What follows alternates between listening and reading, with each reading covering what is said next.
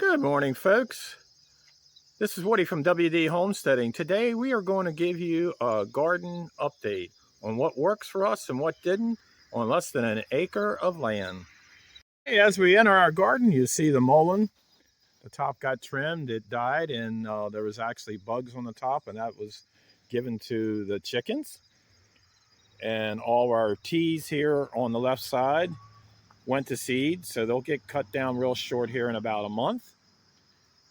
And then you see where our zucchini was that we talked about in our short. Over here are our bush beans, 3 weeks old.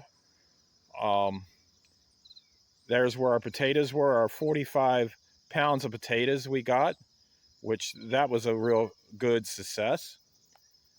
And we'll go over here at the green beans in the high tunnel. Birds just tore them up this year, and a little bit of the Japanese beetle, so we'll get better.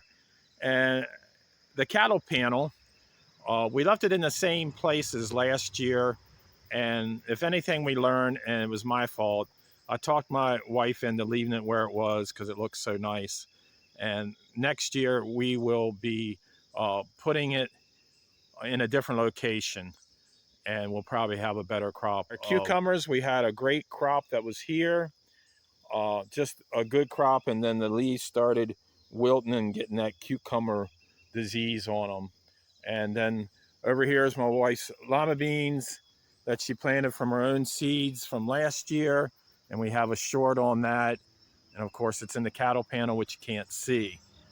So over here is our tomato crop, and we're getting tomatoes. She's made 3 batches of salsa, but not like we usually did. I mean, you can see they're still on.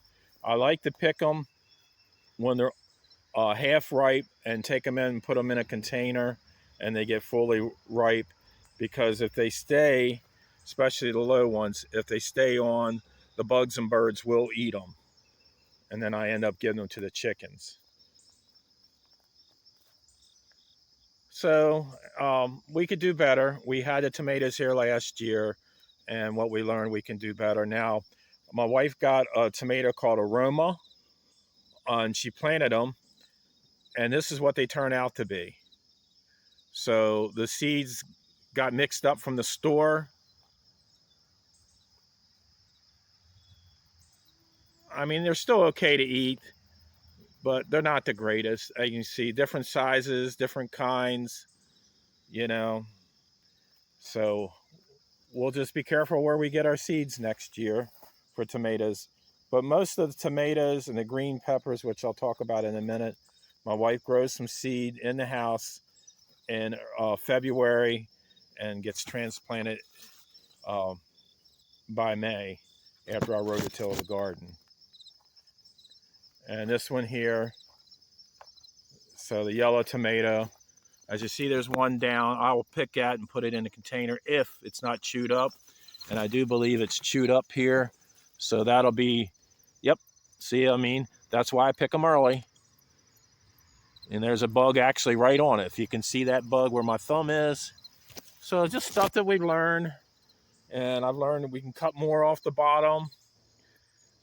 And one year we actually tied them up on poles, so we might do that next year. So different things that we've learned along the way, what works for us and what doesn't on less than an acre. Now the peppers,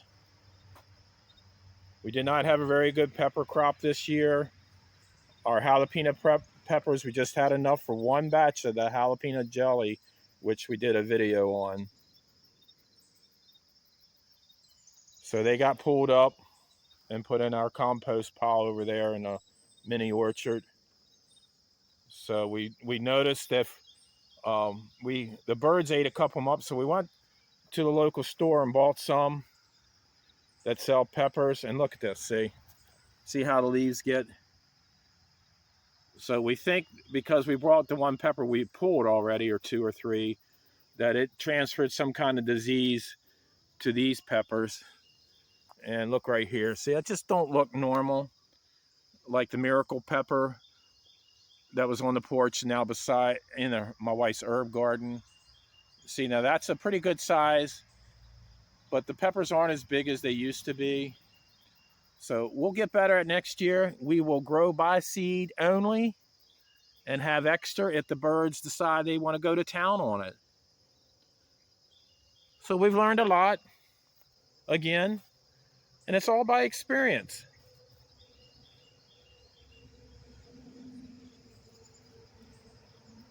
And look at this one here. So hopefully they'll get a little bit bigger. If not, we'll eat them like that. We like to cut them up and dip them in ranch or some other kind of dip, French onion dip. It's really good.